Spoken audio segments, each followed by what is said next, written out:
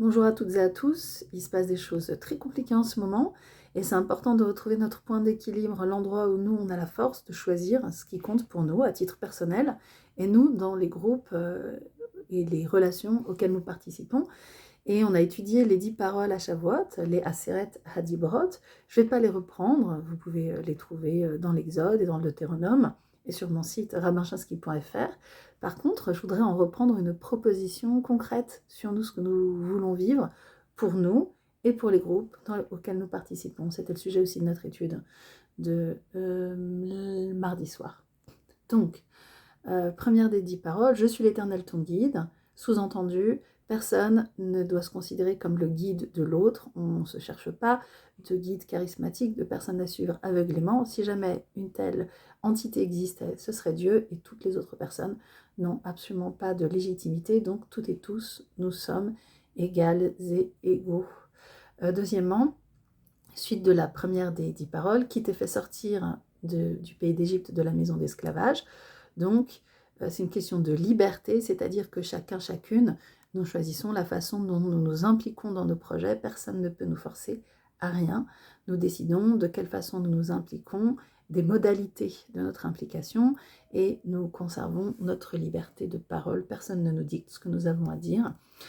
Et donc y compris quand on a quelque chose de difficile à contribuer ou à partager, pour être authentique, on a besoin aussi de pouvoir le dire, et personne n'a à imposer quelque chose de ce côté-là.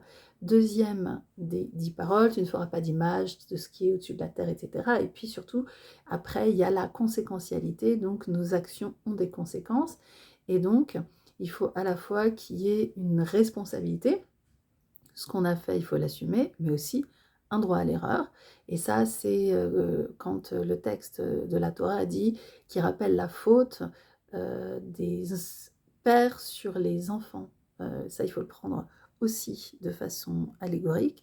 C'est-à-dire que si les conséquences des conséquences de mes actes sont positives, même si au départ, c'était pas génial, peut-être que le but, c'était que ce soit positif à la fin, et donc ça marche. J'ai accompli la mission, ne pas juger trop vite. Ne pas juger trop vite, mais quand même prendre en compte une question de feedback pour toujours s'améliorer.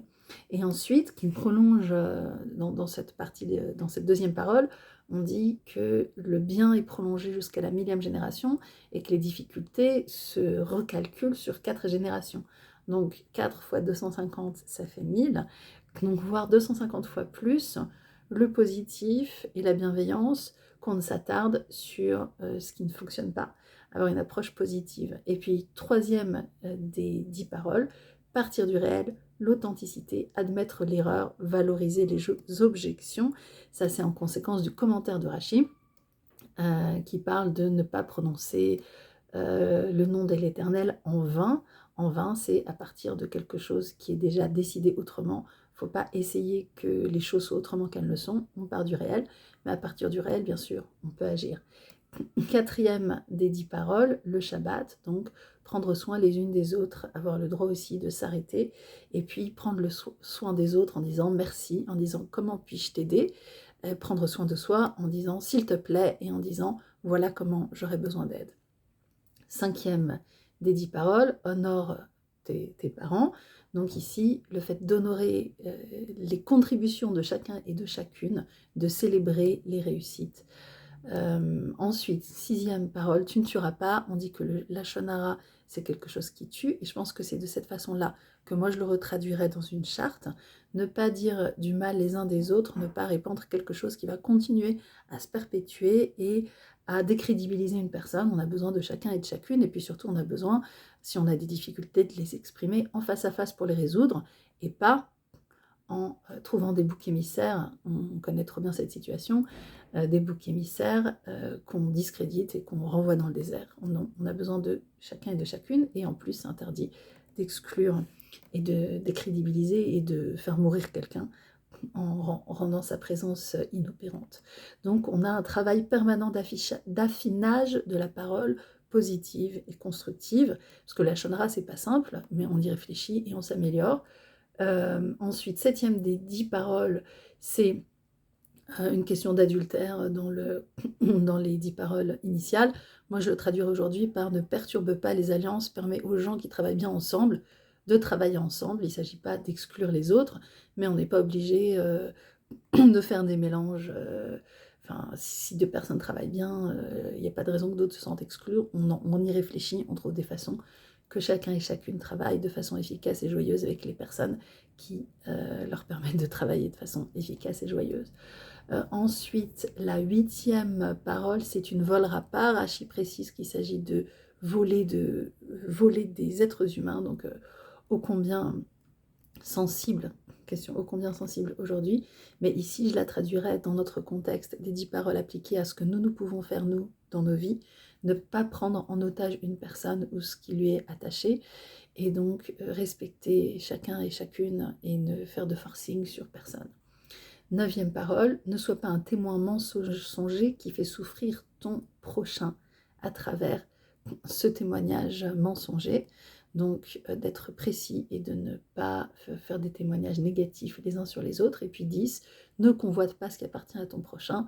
Moi je le traduirais aujourd'hui dans ce contexte d'une façon plus globale, gérer notre émotionnel. Donc trouver une place juste à toutes les émotions qui nous envahissent à l'un ou l'autre moment. Trouver une place juste et qui n'empiète pas ensuite sur les réalisations de nos actions. La période est difficile, mais nous sommes maîtres et maîtresses de ce que nous vivons, de ce que nous laissons entrer en nous, et des groupes dans lesquels nous participons, et nous pouvons exiger ou favoriser dans les groupes que nous fréquentons des comportements qui sont positifs, qui nous font du bien, qui permettent d'augmenter notre connexion entre nous et notre force, et notre joie de vivre, et notre joie d'agir. Et il y a beaucoup de choses à faire en ce moment. Donc la simcha shel mitzvah, la joie de l'action, la joie de faire des choses justes et correctes, est plus importante que jamais. C'était ma petite contribution à la situation actuelle à laquelle je me confronte en travaillant beaucoup.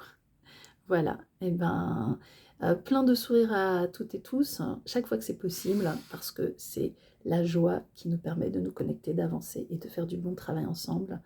Bon courage.